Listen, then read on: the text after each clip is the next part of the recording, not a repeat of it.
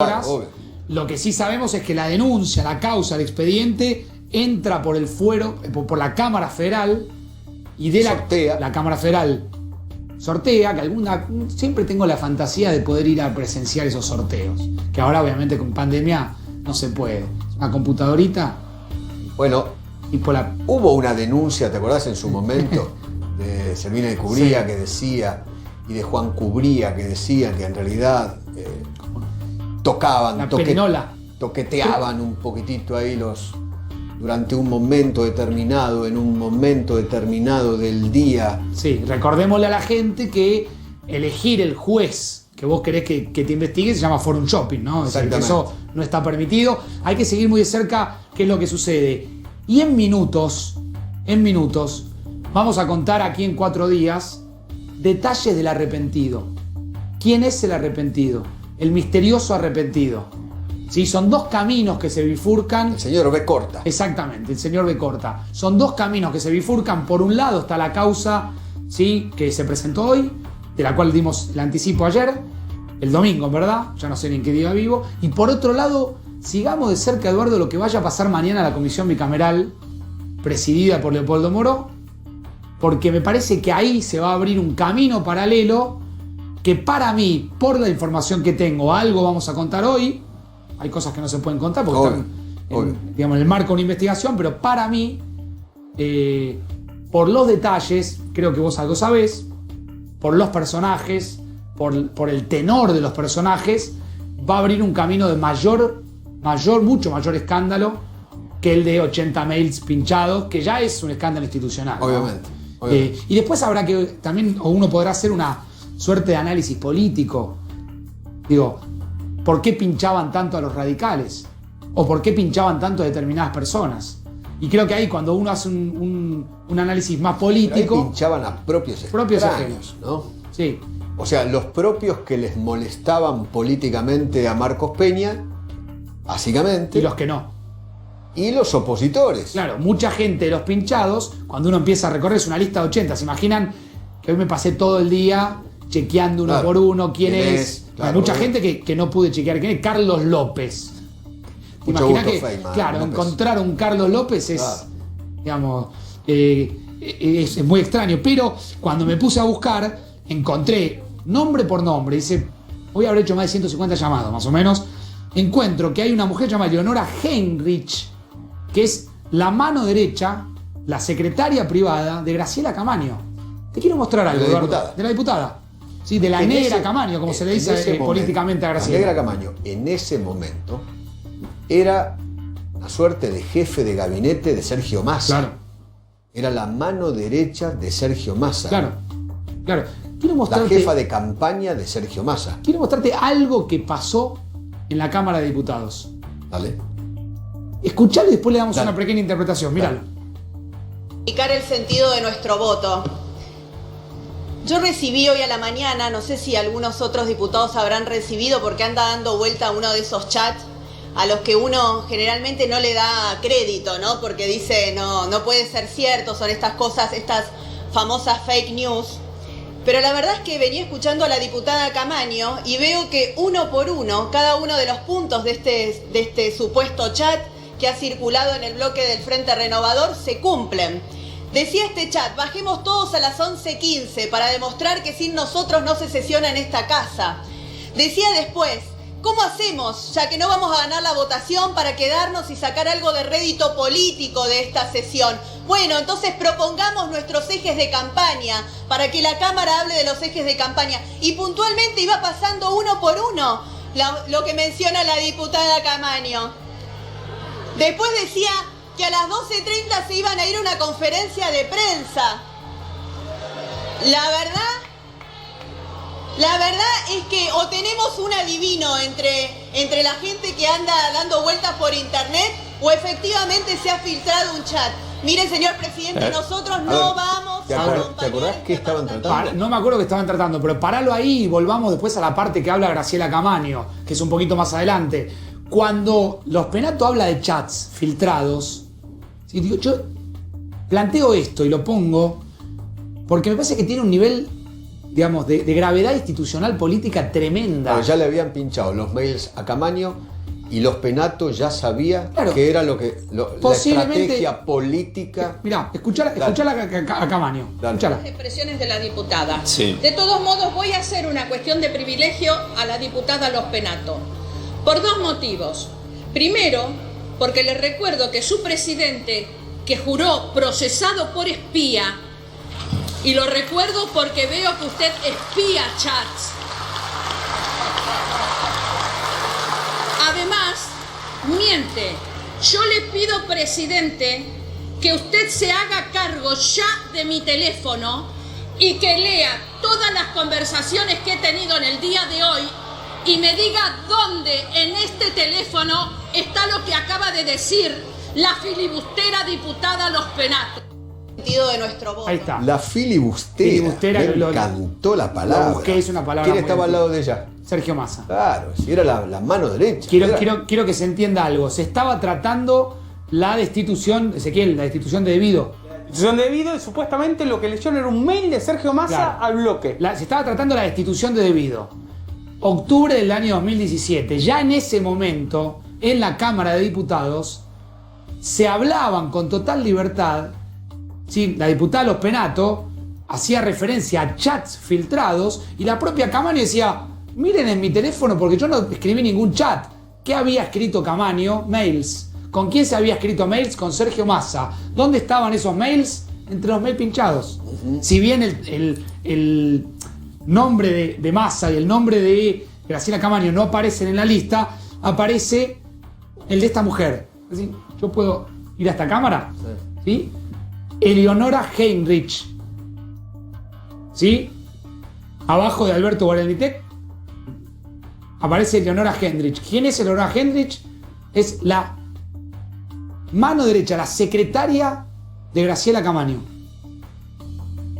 Es decir, por eso yo marco el nivel de gravedad institucional política que esto tiene y que es solamente una parte nomás de lo que se va a empezar a conocer seguramente en las próximas horas y que ahora vamos a poner en pantalla mucho más detalles. Buen programa. Gracias, Eduardo. Te felicito. Gracias. Me voy a quedar acá unos minutitos para contarles efectivamente que tenemos mucho por delante, que tenemos detalles de quién es el arrepentido, que dentro de muy poco va a contar detalles escandalosos en la Comisión Bicameral de Inteligencia. ¿Sí? ¿Qué hay detrás de este misterioso arrepentido que se va a presentar en la Comisión Bicameral de Organismos que regulan los organismos de inteligencia y que va a sumar datos al anticipo que nosotros damos que verdaderamente está conmocionando al poder político en la Argentina? Y ahí veíamos cómo en un momento determinado este espionaje ilegal se filtraba en la labor parlamentaria de los propios diputados. Por eso yo hablo de una enorme gravedad institucional. Vamos a reiterar que hoy, por si recién estás prendiéndote, por si seguramente tuviste un día muy largo, hoy se presentó una denuncia formal que entró por la Cámara Federal, que se sorteó y que finalmente llegó a manos del juez federal Marcelo Martínez de Giorgi y del fiscal Di Lello.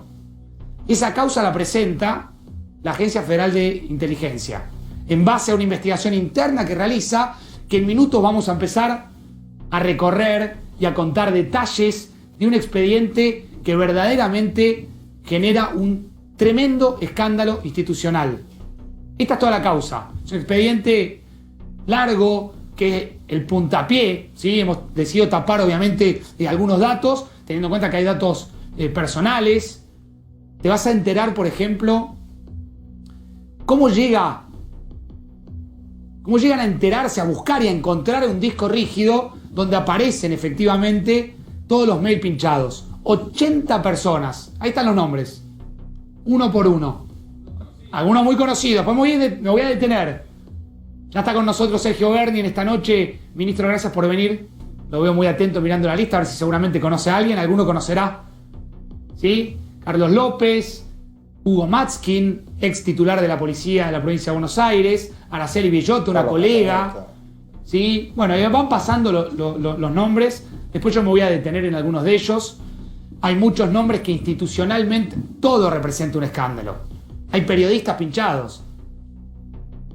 Según esta investigación, el propio Luis Majul está pinchado. Según esta investigación, un colega de Tiempo Argentino, ahora les voy a decir bien el nombre, ya les voy a decir bien cómo se llama, de apellido, si no me equivoco, Aranguren, que también aparece pinchado. Pero aparecen sindicalistas, aparecen políticos, periodistas, intelectuales, todos pinchados.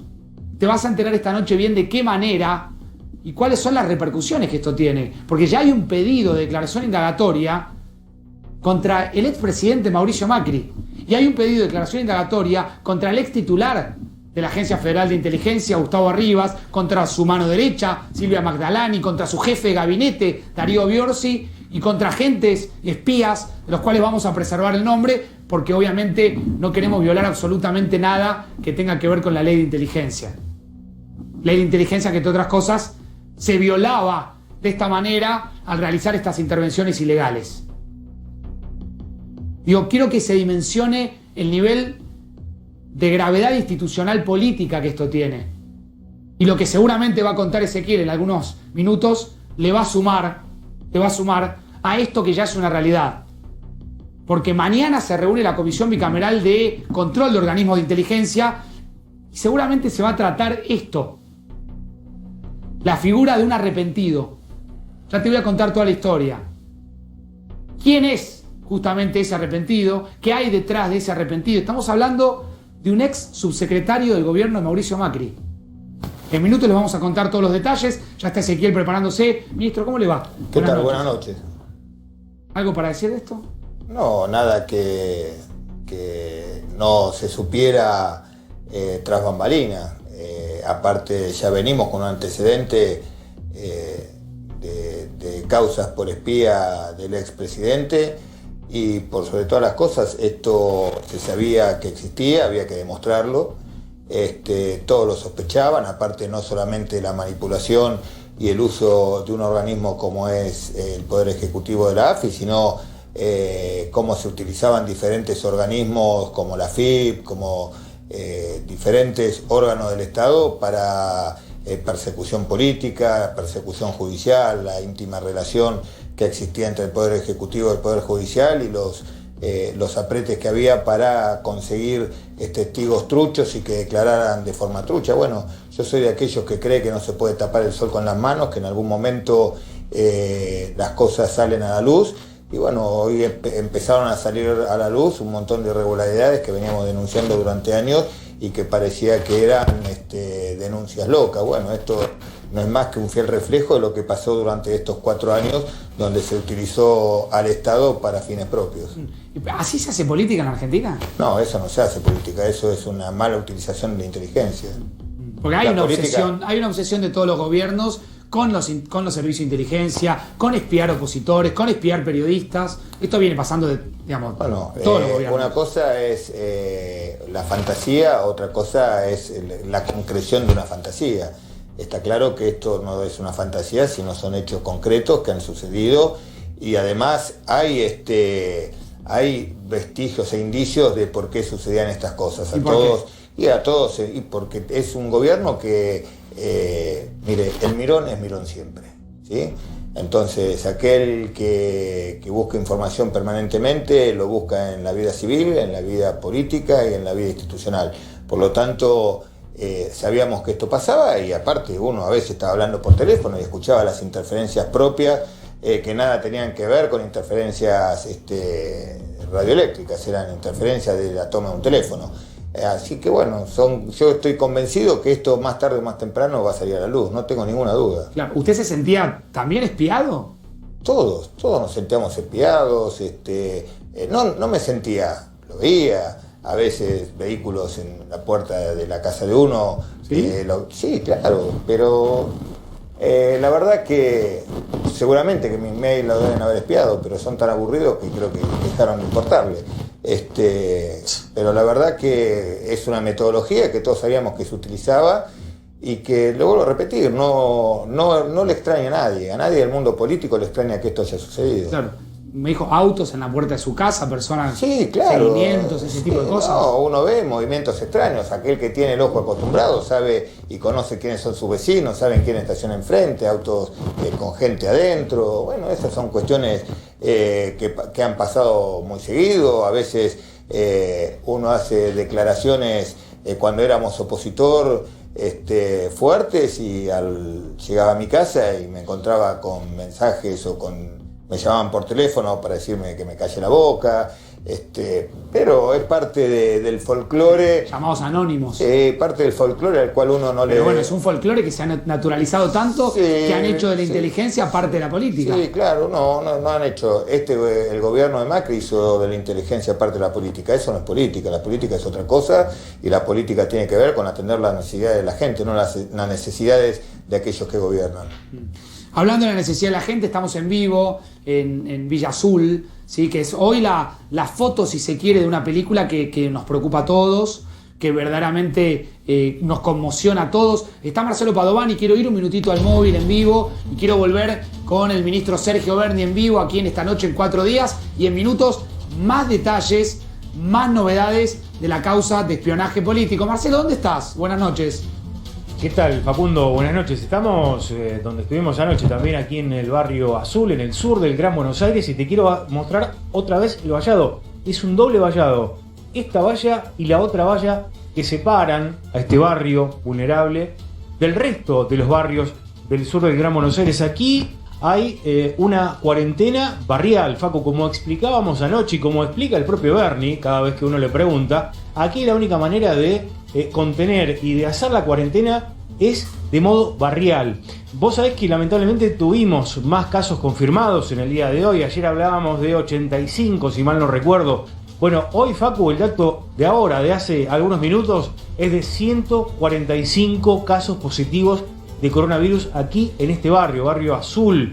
Reitero, en el sur del Gran Buenos Aires, a unos 20 minutos del obelisco, saliendo del obelisco para la zona sur, unos 20 minutos, y uno llega aquí a este barrio donde viven aproximadamente, para unificar el dato, a la tarde estuvimos averiguando, Facu, unas 3.000 personas aproximadamente viven aquí, otras 5.000 viven del otro lado del acceso sudeste, en la Villa Itatí, pero este es el barrio Azul donde está centrado todo el esfuerzo para contener y para que el virus no se siga dispersando. Hasta hace algunos minutos también había colas aquí, mirá, en esta salita que te muestra Claudio Menero. Esta es la salita de salud del barrio, Facu.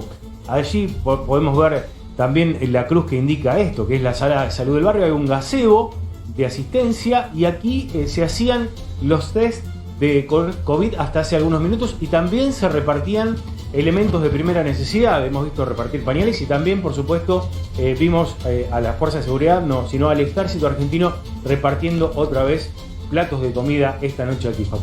Bueno, son imágenes muy fuertes, un barrio que quedó prácticamente acordonado. ¿Qué pasó, ministro, ahí?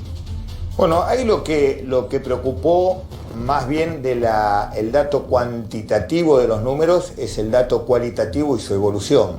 ¿Qué quiero decir con esto? Esto significa que los testeos que venía haciendo el Ministerio de Salud de la provincia de Buenos Aires venían dando en los diferentes lugares una tasa de positividad del 6%, entre el 6 y el 8%. Bajísima, ¿no? ¿Qué quiere decir? Que primero que los test y después si quiere hablamos de los test porque es bueno poner un poco de claridad entre tanta confusión. ¿Qué quiere decir esto? Que de los casos que se sospechaban que podían ser coronavirus positivo, solamente el 6%, el 7% o el 8% bajísimo, eran los que estaban dando positivo. Niveles aceptables para el estado evolutivo en el cual nos estamos enfrentando. Estado evolutivo que a mi entender recién estamos empezando a transitar. En menos de 24 horas se pasó en Villa Azul de 6% al 60% de los casos positivos y eso prendió la alerta epidemiológica de todos aquellos que llevan el control de la provincia de Buenos Aires. A partir de ahí la provincia tomó contacto con ambos intendentes.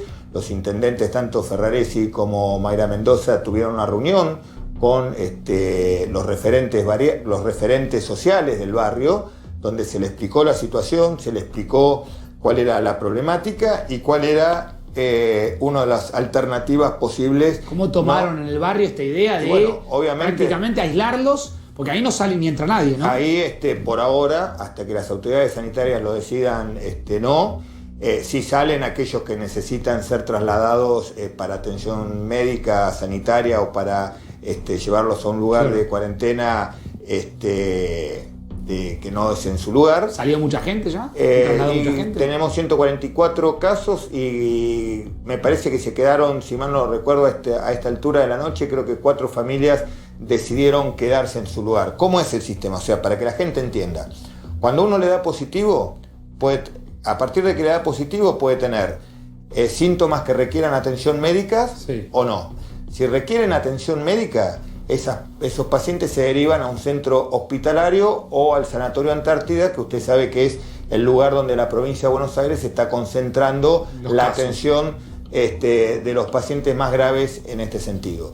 Aquellos que no necesitan asistencia hospitalaria, o sea que son pacientes ambulatorios, lo recomendable es que se queden en cuarentena en su casa. Obviamente en lugares como estos, donde la pobreza pega y pega fuerte, no hay posibilidades fácticas de llevar la cuarentena en su casa. Entonces, a partir de allí, por eso está trabajando no solamente el ministro Goyán, sino también el ministro Larroque, el ministro de Desarrollo Social, donde todos los agentes sanitarios hacen una inspección del lugar y si consideran que el lugar no es apto para garantizar la cuarentena estricta, son trasladados a un centro de aislamiento. Ese centro de aislamiento en este momento se está llevando a cabo en la Universidad Nacional de Quilmes, que no es un centro improvisado, sino que la intendenta lo viene preparando desde el primer día del aislamiento y se está transitando en este camino. Me espera, ministro, después le quiero preguntar ¿qué pasaría si ustedes detectan una evolución de casos de positivos con la misma velocidad en otro lugar? En un barrio que no sea un barrio popular, en un barrio cerrado, en un country, en un edificio de la provincia de Buenos Aires, en una zona comercial, imagino por poner cualquiera del oeste del conurbano bonaerense, ¿qué harían? En minutitos me lo contesta, está el doctor Fernando Pollack también con nosotros, escuchándonos. Doctor Pollack, buenas noches, ¿cómo le va? Hola Facundo, ¿cómo te va? Buenas noches. Bien, gracias por recibirnos, por atendernos. Hablábamos recién de Villa Azul y creo que cuando empezó todo esto, cuando hablábamos con los infectólogos, con ustedes, nos decían lo que no tiene que pasar es que llegue a los barrios populares, que llegue a los geriátricos, que no se revise el tema del transporte. Bueno, todo eso terminó pasando. El coronavirus ya está en los barrios populares. Sí, lo que no tiene que pasar es una expresión de deseos, ¿no? La idea de que el coronavirus, cuando empieza a correr por la sociedad, no va a llegar a los barrios populares o no va a pegar en algún geriátrico, lamentablemente es sencillamente un deseo. Si uno mira los números en el mundo entero, entiende por qué una vez que este virus que se beneficia del hacinamiento, de la gente que no puede tener un espacio suficiente para estar aislado en su casa, bueno, es lógico lo que estamos viendo, no es una cuestión que nos debe sorprender. ¿Y usted está de acuerdo con el criterio de aislamiento del barrio, de hacer un cordón alrededor del barrio y de no permitir que nadie ingrese ni que nadie salga?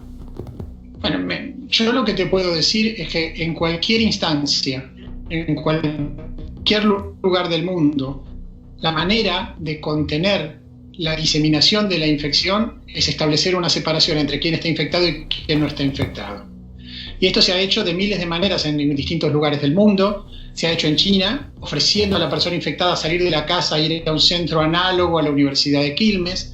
Se ha hecho en Corea, donde la gente vive en otras condiciones, entonces la gente se podía aislar adentro de la casa. Entonces, siempre tener que establecer una estrategia de aislamiento del infectado y de aislamiento de la gente que potencialmente puede transmitir la enfermedad, porque lamentablemente no es una situación normal, no es una situación que nadie desea vivir y esas son las reglas con las que estamos jugando, ¿no? Claro.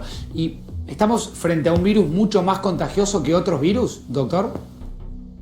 Estamos frente a un virus nuevo. Estamos frente a un virus que nunca estuvo en la sociedad argentina ni en ninguna sociedad del mundo. Estamos contra un virus que mató 100.000 personas en Estados Unidos, que nos lleva varios cuerpos en desarrollo. Estamos frente a un virus que, mira Facundo, esto es análogo a lo que pasó con Hernán Cortés cuando llegó a América, y Hernán Cortés llega con 14 personas, no sé, un puñado de personas, y conquista México, ¿no? Y voltea a Moctezuma y a toda la estructura azteca, y uno dice, ¿cómo hizo un tipo con 10 personas para ganar la guerra a miles y miles y miles de mexicanos? Bueno, vino con el sarampión y la viruela, eso es lo que trajo. Y probablemente si Moctezuma se hubiera ido en bote y se hubiera ido a visitar a la reina de España y hubiera llegado él con el sarampión y la viruela y los europeos hubiesen sido quienes no lo conocían, pues hoy por ahí España hablaría alguna lengua azteca. Entonces estas cosas son muy difíciles de manejar y lamentablemente esas son las reglas con las que estamos jugando. En las últimas horas sobrevoló esta idea de que posiblemente el virus en algunos lugares del mundo, como la curva empieza a descender, uno podría interpretar, quizás un poco apresurado, quizás una expresión de deseo, de que el virus está más débil. ¿Hay realmente confirmación de esto o nada que ver? No, la ciencia tiene que dejar de correr atrás de la prensa porque eso no sirve para nada. Y no hay que dar ese tipo de información a los científicos porque a mí me parece que es un error. No hay ninguna evidencia de que el virus sea más débil, pero sí hay datos para imaginar que en algunos lugares del mundo el virus no tiene mucho para dónde ir. Claro. Si vos en una villa de emergencia del conurbano llegases a tener 60-70% de infectados globales en la villa, pues es muy probable que el virus no tenga más para dónde ir y ahí empiece a bajar la gravedad en el lugar. Porque estos virus tienen lo que ya se ha hablado muchas veces, ¿no? Que es este R0, esta capacidad de desplazarse de una persona a otra, que empieza a tener problemas cuanto más gente ya no los deja servir de vehículo para desplazarse. Es decir, si yo tengo una persona al lado que no se puede contagiar, a la tercera persona que se lo quiero pasar no se lo puedo pasar. Y eso es más o menos normalmente en estos virus entre 60 y 70% de inmunidad, de manera tal que si vos tenés ese número de infectados en una población, es lógico imaginar que empiece a caer como está cayendo en Italia y en España. Claro. Y si Italia y España tienen, vamos a poner España, 30.000 muertos, y pensamos que más o menos una persona cada 1.000 se muere del virus, debe tener 30 millones de infectados y por eso estamos viendo semejante caída. Claro, que caiga, que desciendan los números no quiere decir que el virus desaparezca. No, probablemente quiere decir que hubo una cuarentena y quiere decir que hay mucha gente que ya se infectó, por lo tanto no se va a reinfectar. Quiere decir que aquel que se infecta queda inmunizado frente al virus. Sí, mira, Facundo, en la cantidad de información que hemos recibido sobre la pandemia a lo largo del tiempo, una cosa a mí me queda bastante clara y es que no hemos visto un reporte que te diga que agarraron a 1.000 personas que habían estado internadas con coronavirus y un tiempito después se volvieron a internar por un nuevo coronavirus. Eso no se publicó jamás y eso quiere decir, como esa información es tan importante, si hubiese ocurrido en países que tienen millones y millones de infectados, estamos hablando de decenas de millones de infectados en España, hubo muchísima oportunidad para que suceda y sin embargo no sucedió. Y eso lo que quiere decir, por lo menos mi lectura de eso, es que el virus, una vez que uno se infecta, deja protección por un tiempo y ese tiempo debe ser bastante largo y por eso no estamos viendo este tipo de situación. Bien, a ver, se suma Spillman con una pregunta. Doctor Polo, ¿cómo le va? Buenas noches. Ezequiel Spillman. Le quiero consultar acerca de un estudio en el cual participan un montón de científicos, entre ellos usted, sobre la posibilidad del plasma, quería además que lo cuente el estudio, y el plasma de los recuperados sirva justamente para, no sé si frenar del todo el virus, por lo menos para evitar o intentar mejorar la performance de aquellos que están más graves. Quería saber exactamente si podía contarnos cómo es ese estudio en el cual usted participa y en qué tiempo podríamos tener algún resultado para saber si sirve, si es efectivo para combatir las consecuencias del coronavirus, ¿no? Sí, bueno, este es un estudio grande que hemos encarado nosotros desde Fundación Infant, que yo soy el director, en compañía de un grupo de gente que trabaja muy duro en esto todos los días, Romina Lipster, Gonzalo Pérez Marc, Diego Wagner, Silvina Cobriel, un montón de gente que trabaja noche y día para contener esta situación, y lo hacemos en colaboración con el Ministerio de Salud de la provincia de Buenos Aires, con el que venimos trabajando hace mucho tiempo, un mes intensamente, les diría, en el que venimos planeando este estudio, y también ahora con la colaboración del Ministerio de Salud de la Ciudad de Buenos Aires. Estamos trabajando todos en esto, más una serie de entidades privadas, el SMIC, el Hospital Militar, el Sanatorio Los Arcos, el Fino Quieto y OSECAC. Y estamos en esa población tratando de ver si las personas mayores, cuando empiezan a tener síntomas, es decir, los primeros 2 días en los que desarrollan síntomas, pueden ser pasibles de un tratamiento que es este plasma de convaleciente. El plasma es el líquido que hace que los glóbulos rojos y los glóbulos blancos no se atasquen en la sangre, ¿no? La sangre, si fuera seca, tendríamos graves problemas. Entonces, va en un líquido viscoso que se llama plasma, y en ese plasma hay unas proteínas que se llaman anticuerpos, que son como unos pequeños alfileres de gancho que se pegan a las distintas bacterias y virus. Entonces, cuando se pegan a los virus, vienen unas especies de Pac-Man, estos que come todo, que se comen a los virus cuando están cubiertos de anticuerpos y los sacan de circulación. El plasma es lo que, en el plasma los anticuerpos son típicamente los anticuerpos que generan las infecciones o las vacunas. Como para esto no hay vacuna, lo obtenemos de personas que tuvieron anteriormente una enfermedad por coronavirus y que están dispuestas a donar parte del plasma, que obviamente inmediatamente se repone, no es que se quedan sin plasma. Claro. Ese plasma va a un estudio donde se reparte, la mitad de los pacientes al azar reciben el plasma y la mitad reciben el plasma lleno de anticuerpos y la mitad recibe placebo. ¿Qué es placebo? Es una bolsa que se ve igual que el plasma pero que no tiene el plasma. ¿Y por qué lo usamos? Porque nunca sabemos si una intervención en medicina hace bien, no hace nada o hace mal. Eso siempre hay que testearlo y el ejemplo más claro es, piensen cuánto tiempo se ha pasado el mundo hablando de la hidroxiquinolona y hoy el Ministerio de Salud quitó la hidroxiquinolona de todas las intervenciones porque la Organización Mundial de la Salud lo retiró de todos los estudios, dado que la hidroxiquinolona hace más daño que bien.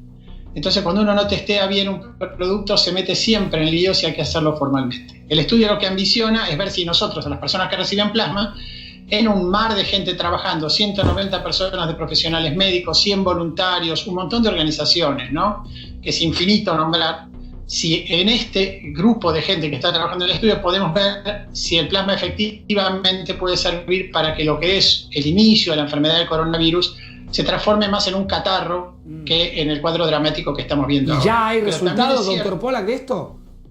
No empezó. No el empezó. estudio empieza el fin de esta semana ¿Qué? y no vamos a saber ningún resultado hasta que termine, porque Claro. no puede andar espiando los estudios porque si no los toquetea, ¿no? ¿Cuándo Y estas cosas termina? son Porque muy lo delicadas. que usted Claro. está diciendo nos llena, a ver, canjear coronavirus por catarro, me parece que firmamos todo donde hay que firmar. La gente en su casa debe de llenarse obviamente de esperanza.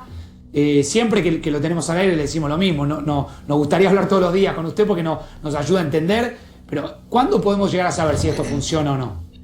Y perdón quiero por la decirte ansiedad, dos ¿no? cosas, Facu. Sí, no, pero es importante que yo te diga esto. El coronavirus va a terminar con nosotros, con nuestro estudio o sin nuestro estudio. El coronavirus no va a estar para siempre. Ojalá termine lo antes posible y antes de que terminemos el estudio porque otra persona haga una estrategia que sirva. Así que hay mucha gente pensando nosotros no somos indispensables Claro. para el coronavirus. Segundo, lo más importante de esto es que sí es indispensable la idea de que la Argentina puede llamar grupos de provincia, de ciudad, del sector privado y ponerse a trabajar en una solución seria, en hacerlo en serio, en hacerlo bien y contestar la pregunta. Entonces nuestra tarea real es contestar la pregunta de si el plasma sirve o no sirve. Si sirve, bueno, festejaremos todos. Imagínate que yo también voy a festejar, yo tengo un padre de 88 años, tengo un montón de amigos, yo vivo acá. Pero si no sirve, va a haber cientos de grupos en el mundo que están pensando en plasma, que van a inmediatamente pensar en otra cosa, Claro. y a algunos se les va a ocurrir una idea mejor que la nuestra. Entonces, en 6 semanas, 8 semanas vamos a tener una primera respuesta, pero la primera respuesta va a ser que pudimos terminar un estudio en la Argentina que no terminó Estados Unidos, y no terminó España, y no terminó Italia, y que lo hicimos seriamente. Entonces, eso es lo más importante, a pesar de que obviamente atrás haya una parte Seguro. que controla la biología, y ninguno de nosotros que va a determinar qué pase con el resultado. Doctor Pollack, un abrazo grande, muchísimas gracias. No van a pasar 6 u 8 semanas antes de que lo llamemos. Seguramente unas semanas antes lo llamamos y ojalá dentro de 6 u 8 semanas lo tengamos acá contando que podemos empezar de alguna manera, por lo menos a ponerle algunas piñas al coronavirus, ¿no? En esta pelea mano a mano que prácticamente la humanidad está haciendo. Muchas gracias. Gracias a ustedes. Gracias. Bueno, importante, ¿no? Escuchar a los médicos, Sí, a los es muy científicos. primero me asombra la responsabilidad de las declaraciones del doctor, a quien no conozco, pero me parecen muy serias y responsables. Segundo, creo que la Argentina tiene un nivel científico y de investigación que está a nivel de cualquier potencia mundial, y yo soy de aquellos que creen que la Argentina va a encontrar y va a ser pionera en encontrar un tratamiento efectivo. Lo que está hablando el doctor es lo que se llama inmunidad pasiva. ¿Qué es la inmunidad pasiva? Cuando usted se enferma, cuando un paciente toma contacto con el virus, genera anticuerpos. Ese anticuerpo son las defensas.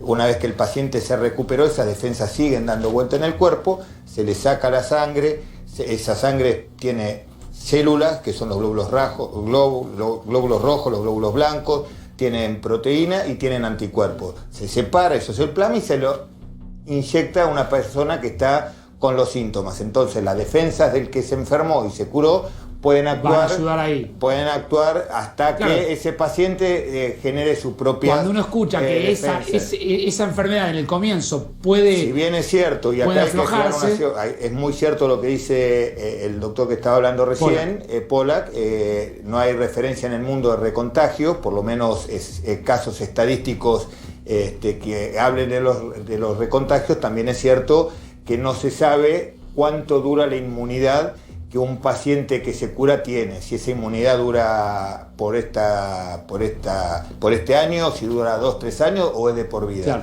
Usted sabe que hay enfermedades que la inmunidad es de por vida y otras que no. Bueno, eso es lo que todavía está en discusión y en análisis en el resto del mundo. Mientras tanto, tenemos que seguir con las únicas medidas que son realmente efectivas, que son medidas que se vienen implementando en la humanidad desde hace siglos y que tiene que ver con separar los que están contagiados de los que no están contagiados. Ahora vuelvo al territorio un poco. Quiero preguntarle qué le generó las declaraciones que hizo Patricia Bullrich, que habló de Villa Azul como un gueto militarizado. Y le quiero preguntar también si va a haber más Villa Azul. Pero atención con lo que va a contar Ezequiel Spillman. Vamos a volver un minutito a la causa, obviamente, del espionaje ilegal. Ezequiel con más datos. Ya me voy a la pantalla. Más del doctor Berni esta noche aquí en 4 días. Dale, Ezequiel. Bien, Facundo, nos vamos a meter entonces de lleno en qué es lo que puede pasar mañana en la Comisión Bicameral de Inteligencia. Es una comisión cerrada. Ustedes saben que todas las comisiones, además las sesiones se televisan. La única comisión que no se televisa y que no se puede hacer por Zoom virtual es la Comisión de Inteligencia, donde van un grupo de diputados y de senadores. La denuncia que anticipó acá en la 24 Facundo Pastor ya tiene un correlato y mañana en la reunión de la Comisión de Inteligencia se va a tratar el tema. Algunas de las cuestiones que puede hacer la comisión y que de hecho la comisión tiene pensado avanzar, Facundo. En primer lugar, puede requerirle tanto a la AFI, es decir, a la presentación de AIL, como a la justicia, todas las medidas de prueba. Pero vayamos por partes. Espera, ahí vuelvo. Dame un minutito que ya vuelvo a la bicameral, ¿sí? Para poder explicar esto. Me gustaría revisar un minutito la lista, porque entre otros aparecen varios policías de la policía de la provincia de Buenos Aires. La lista la tengo. Dame la lista completa acá atrás. ¿Sí? Entre otros aparecía, por ejemplo, Hugo Maskin. Ya vuelvo, Ezequiel. Hay más, Facundo. Hay más policías de la bonaerense. Acá tengo algunos de los policías de la bonaerense que fueron investigados. ¿Por qué cree que escuchaban a efectivos policiales? No, la verdad que no tengo idea.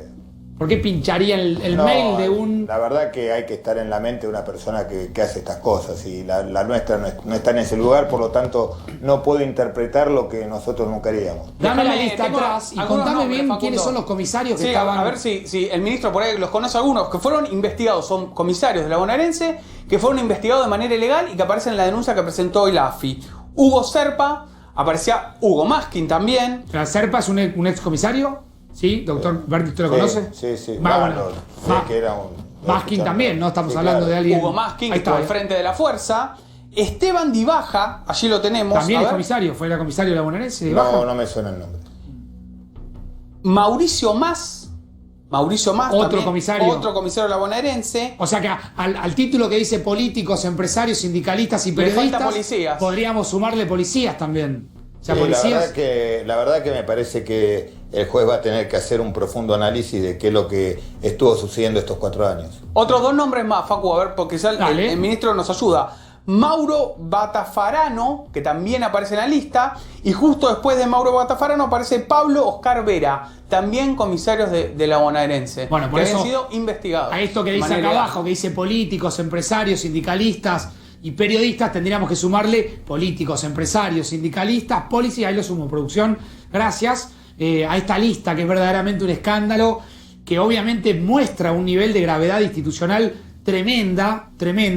Yo quiero mostrarles cómo empieza, quiero volcarme un minutito al expediente, cómo empieza la investigación. Ahí ven la lista, es una lista larga de 80 personas, sí, pero quiero mostrarles efectivamente cómo empieza esta investigación. Pongamos el expediente, yo lo voy siguiendo a ustedes. Fíjense, en el marco de la investigación decretada por el Poder Ejecutivo Nacional se procedió al análisis de rutina de distintos soportes tecnológicos utilizados, ¿sí?, en áreas sensibles de esta agencia. Así comienza esta investigación, Este es el expediente en forma exclusiva por dentro. En tal sentido, cuenta la causa, y puntualmente se procedió a analizar el contenido de un disco rígido marca Western Digital. Tapamos acá por las dudas, tratamos de ser prudentes con algunos datos para que nadie plantee la nulidad obviamente de la causa. En este disco, ¿sí?, se encontraron rastros, escuchen bien, se encontraron rastros digitales, después yo voy a definir bien qué es un rastro digital, que dan cuenta de la conexión de dispositivos externos a este disco en los que se almacenaba información de inteligencia sobre personas, rápidamente pasemos a la otra, sobre personas, arriba, ahí está, vinculada a la actividad política de nuestro país, periodistas, dirigentes y fuerzas policiales, entre otras personas. Yo le sumaría también intelectuales. De esta manera empieza la investigación. Ponen el ojo en un disco rígido, según la información que yo tengo, es un disco rígido que encuentran en una computadora que aparentemente estaba en desuso, y empiezan a darse cuenta que ese disco rígido había tenido utilización de acceso permanente de pendrives, son esos pequeños, dispositivos donde guardar archivos, que permanentemente había tenido actividad ese pendrive y que habían dejado algunos rastros digitales. ¿Qué cuenta la causa? ¿Qué cuenta el expediente? Lo siguiente, voy a la próxima. Dice que el disco... No, todavía no está. Perdón, voy a la anterior. Dice que el disco fue hallado en dependencias de la agencia y pudo detectarse las personas que habrían accedido con credenciales al mismo. Quiere decir, las personas que entraron al disco rígido de esa computadora, que estaban en el interior de la AFI, que tenía obviamente actividad de rastros digitales, de haber entrado y sacado archivos, habían quedado registradas. No obstante ello, la dinámica llevada a cabo durante la gestión anterior hacen que se dificulte determinar con exactitud el área en la que se utilizaba el dispositivo, por cuanto el personal de confianza, esto puesto entre comillas, de la gestión anterior, rotaba por las distintas áreas para llevar adelante las tareas espurias e ilegales que eran encomendadas. Lo paso en limpio: ponían un agente en un área, le pedían alguna actividad ilegal y después lo sacaban del área. Con lo cual, cuando empezaron a seguir el camino y la trazabilidad de la investigación, que por lo que tengo entendido y lo que estamos viendo está muy bien desarrollada, se encontraron que había una clara intención, ¿sí?, de borrar esos rastros digitales que iban dejando. Vamos a la próxima. ¿Qué hicieron? Ni bien se encontraron con ese disco rígido, ni bien se encontraron con toda la prueba, rápidamente tomaron algunas decisiones. No nos olvidemos que la Agencia Federal de Investigación está a cargo de Cristina Camaño, que es una ex fiscal, que es una mujer que conoce el procedimiento que hay que llevar adelante para realizar una investigación y tratar de realizarla con la menor cantidad de errores posible para que después no planteen una nulidad en la etapa del inicio del juicio. ¿Qué hicieron entonces? Se secuestró el disco rígido encontrado, se procedió a la apertura del bolsín de seguridad en la que se contenía el disco rígido. Entiendo, doctor Berti, que estos son procedimientos, periciales para evitar nulidades, ¿no? Sí, claro, obvio. Se hizo un análisis superficial al disco a fin de verificar si contenía o no información, y al detectar que sí contenía información, se procedió a realizar una copia del mismo para llevar a cabo un análisis pormenorizado. Y por último, finalmente, se procedió a analizar la copia de seguridad del disco rígido que llevaron hoy a la mañana, o que acompañaron obviamente en la denuncia. Repito, este es el expediente en forma exclusiva, ¿sí?, de un anticipo que dio A24 a través de su sitio web, que es a24.com. El domingo publicamos parte de esta investigación que está generando un tremendo impacto político. Y que yo creo, Ezequiel, no sé si coincidís, es el comienzo. Sí, el comienzo. En la primera denuncia va a haber más denuncias, porque esto solamente es hackeo de mail, Facundo. Faltan imágenes, documentos, que eso todavía no fue presentado judicialmente. Déjame hacer una pregunta al doctor, porque entre las cosas que también se investigó de manera ilegal aparecen la Comisaría Tercera de Avellaneda, doctor, el Sindicato de Policías de la Bonaerense, SIPOBA, aparece la Superintendencia General de la Policía Bonaerense, la Policía de Lanús y la Policía Científica, doctor. ¿Por qué se metió en el peloje legal a todas estas áreas de la bonaerense? Entonces, por ahí tiene alguna hipótesis, obviamente se lo estamos contando en vivo al doctor Berni, ¿no? No, la verdad que no tengo idea. Hay que estar en la mente de aquellos que han planificado esto para saber qué es lo que pretendían. La verdad que no. Sería irresponsable. Digo, pero cuando uno hacer pincha el mail de una comisaría, ¿qué se encuentra? ¿Con el No, trabajo? nadie pincha el mail de una comisaría. Al Bueno, menos casi, que no sea, casi, doctor. al menos que no sea con una orden judicial. Bueno, por acá Y estaban cuando pinchando se hace ilegalmente. con una orden judicial, se busca, se encuentra lo que se está buscando. Si no, es lo que se llama en términos jurídicos excursión de pesca.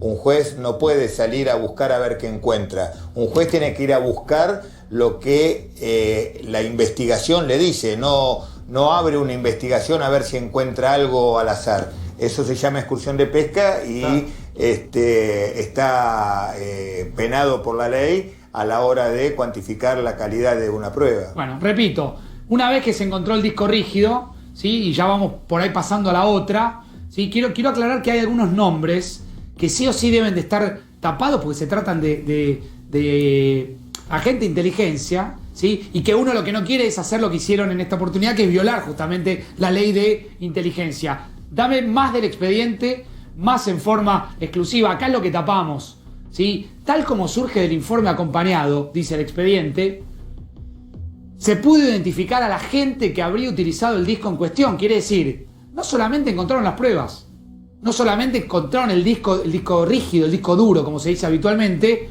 sino que cuando abrieron esa computadora, lograron saber quién había manipulado ese disco rígido y también se dieron cuenta que muchas de las personas eran rotadas permanentemente de las áreas para que no quede obviamente identificado qué hacía cada uno. Repito, tal como surge del informe acompañado, pudo identificarse a la gente que habría utilizado el disco en cuestión y por consiguiente también habría tenido acceso a la información obtenida de manera ilegal. Se trata de Omar Daniel S., vamos a ponerlo en estos términos, lo borramos para que no aparezca, y asimismo surge también del disco analizado el logueo de otro agente llamado Patricio C. Los dos son espías de carrera, los dos fueron separados, ¿sí? Ya no forman más parte, en verdad se fueron, no forman más parte de la Agencia Federal de Inteligencia. Repetimos, estamos hablando de una causa judicial que tiene un altísimo nivel de impacto político. Periodistas pinchados, sindicalistas pinchados, políticos espiados, comisarios espiados, dependencias policiales espiadas. Dame uno más. El expediente por dentro en forma exclusiva. La última parte. ¿Qué es lo que le pide en la presentación a la Cámara Federal? Después se terminó sorteando y ahora les vamos a contar con Ezequiel quién tomó la causa. Que se cita a prestar declaración indagatoria. Reunidos los elementos probatorios que se acreditan de dicho contenido de esta denuncia, se citen los términos del artículo 294. ¿Sí? Ahí borramos obviamente toda la información personal de las personas que son agentes de inteligencia para no violar la ley de inteligencia. Darío Alberto Biorsi, un jefe de gabinete, ¿sí? Con algún vínculo personal con la segunda en su momento del organismo, que es Silvia Magdalani. Gustavo Arribas, en su calidad de ex director, ¿sí? General de inteligencia. Silvia Magdalani, en su calidad de ex subdirectora de la agencia. Y acá es el mayor impacto, ¿sí? Político. Se cite en los mismos términos, ¿sí? Acá lo ven, al señor Mauricio Macri, en su calidad responsable de fijar los lineamientos estratégicos y objetivos generales de la política de inteligencia nacional. Esto está previsto en la ley de inteligencia, en la ley 25.520, una ley bastante nueva que regula, o debería regular, el accionar de la inteligencia en la Argentina. En el artículo 14 dice que el presidente, ¿sí? Será el responsable, el titular del Poder Ejecutivo será el responsable de fijar los lineamientos estratégicos y objetivos generales. Quizás ahí es donde uno detecta, ¿sí? Bueno, y la firma finalmente de la interventora de la AFI, que es la doctora Cristina Camaño. ¿Sí? Estamos hablando de una causa con un nivel, digamos, de gravedad institucional fuerte, doctor, ¿no? Sí, por supuesto, y la violación de la ley de inteligencia es un delito muy grave,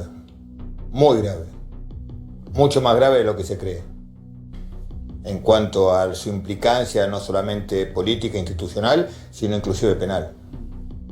O sea, que usted le ve un camino penal de gravedad a esta causa. Sí, obviamente que tiene que ver con la intensidad con el que el juez lleve adelante la investigación. Ahora cierro con el doctor Berni preguntándole algunos detalles. Me quiero ir con Ezequiel para hablar de lo que va a pasar mañana. Mañana hay una comisión bicameral que es la que tiene que controlar efectivamente cómo funcionan los organismos de inteligencia, que no es solamente la AFI. ¿Y qué va a pasar mañana, Ezequiel? Mañana va a haber una reunión, le pido a Juan Pablo, nuestro productor, que ponga la segunda placa, Facundo, con algunos datos específicos de esta comisión bicameral, donde, entre otras cosas, puede hasta tomar declaraciones de testigos. Es decir, puede ir un arrepentido de la causa, y vos hablabas de un arrepentido, Facundo, que fue subsecretario en los 4 años de Macri, en realidad estuvo 2 años aproximadamente, y son cosas que puede hacer. ¿Qué puede hacer? A ver. Controlar la ley de inteligencia, que se cumpla, por supuesto, la ley de inteligencia, citar a jueces y fiscales a declarar por un tema vinculado. Ergo, ahora, si finalmente la causa la van a manejar el fiscal Dilelo con Martínez de Giorgi, pueden tener que ir al Congreso a explicar las acciones que tomen a partir de que se hicieron cargo de la causa. Solicitar documentos, nuevas pruebas, tomar declaración de un arrepentido. No hay otra comisión en la Argentina del Congreso que permita que vaya un arrepentido y declare. La única comisión es la comisión efectivamente de inteligencia. De hecho, en el caso de Alessio lo tuvimos declarando al juez Ramos Padilla de Dolores. Claro. Y fíjate lo que sigue, mira esto. Se controla la ejecución de los gastos de la AFI, eso es de manera trimestral. Obviamente, lo que me contaban es que muchas veces se hace un gran dibujo, por supuesto, porque hay gastos, o había gastos reservados. Y mira este dato. Durante la era Macri se contrató a la UBA una auditoría para ver efectivamente qué cosas se podía espiar o no desde la Agencia Federal de Inteligencia. Y fíjate a las conclusiones que llegó la UBA. Esto es un primer informe, hubo un segundo que no se terminó de concretar. El informe marcaba que se podían hackear correos electrónicos, pero si vos hablabas por WhatsApp, por teléfono, no había forma de hackearte con la tecnología que tenían los agentes de la AFI. Bueno, yo te quiero aclarar algo. Una de las cosas que se está hablando, ¿sí? Ya te dejo completar el punto final, es de las pruebas que se encontraron, no en esta causa que estamos contando, sino en las próximas que vienen, que las están terminando de ultimar allí en la comisión, que ha sorprendido mucho a algunos legisladores el nivel de tecnología que se aplicaba, tecnología que en muchos casos no estaba oficializada, ¿sí? A realizar espionaje político. Pero hablan de tecnología de ultísima generación aplicada a realizar espionaje político. Completa eso y cierro con el doctor Berni. Para terminar, y esto vinculado a lo que vos decías, Arribas y Magdalani, el 1 y el 2 de la AFI, cuando estaba Macri como presidente, le aseguraron a la comisión, porque este tema ya surgió varias veces, Facundo, el tema del espionaje a dirigentes políticos, a espionaje sin una causa judicial de respaldo, que había agentes inorgánicos que ellos no podían controlar. Esto va a ser, prepárate, la defensa de Arribas y de Magdalani. Hay un montón de agentes inorgánicos. Que van a decir que había agentes incontrolables. Que nosotros no controlábamos, entonces fueron ellos los que se lanzaron a espiar. Bueno, hay que ver eso. Digo, puede ser un argumento político, hay que ver eso después cómo termina plasmándose en una estrategia judicial. Veremos. Reservamos algunas cosas para mañana, hay mucho más mañana. ¿Sí? Esta causa, reiteramos, que está generando un altísimo impacto político. Quiero cerrar con el doctor Berni, primero agradeciéndole que haya venido. Sabemos que fue un día muy especial, que usted anda en el territorio. ¿Puede haber más Villa Azules? La pregunta es ¿por qué no debería haberlas? ¿No? La pregunta lógica es pensar por qué no debería haberlas. Yo creo que el doctor Pola, que hablaba recién, dijo muy claro, eso es una expresión de deseo, todos queremos que no haya, pero la realidad es muy concreta y es plausible. La pregunta es ¿por qué no debería haber más Villa Azules por lo menos en la provincia de Buenos Aires? Si sucede esto en un lugar que no sea un barrio popular, que sea en un edificio del conurbano, o en un country, ¿aislarían un country, doctor Berni? A ver, cada situación merece un tratamiento totalmente distinto. Esto estamos hablando de cuestiones científicas, esto como dos pacientes que tienen hipertensión, a los dos no se los trata con los mismos medicamentos. Uno se le da diurético, a otros beta bloqueantes, otros bloqueadores de canal cálcico, a otros inhibidores de la renina-angiotensina. O sea, cada paciente necesita un tratamiento de acuerdo a sus características. Bueno, cada barrio tiene sus características, tiene su idiosincrasia, tiene posibilidad o no de transmitir o ser de un agente vector de transmisión a un barrio que está contiguo, si ese barrio que está contiguo es altamente poblado o no altamente poblado, si tiene necesidades básicas satisfechas o insatisfechas. O sea, hay que analizar caso por caso. Y además hay que ir analizando, porque un mismo tratamiento no es lo mismo al principio de la pandemia, en el medio de la pandemia o al final. Entonces hay que tomar diferentes definiciones de acuerdo al barrio, de acuerdo a la situación no solamente epidemiológica, sino también sanitaria. Hay que tener en cuenta, cuando se toman las definiciones, qué cantidad de camas ocupadas tenemos, qué capacidad sanitaria saturada. Hay que tomar, para eso los epidemiólogos trabajan todos los días. Doctor, muchas gracias por haber venido. A ustedes, gracias por estar de otro lado. Mañana a las 22, en 4 días los volvemos a esperar. Chau, chau.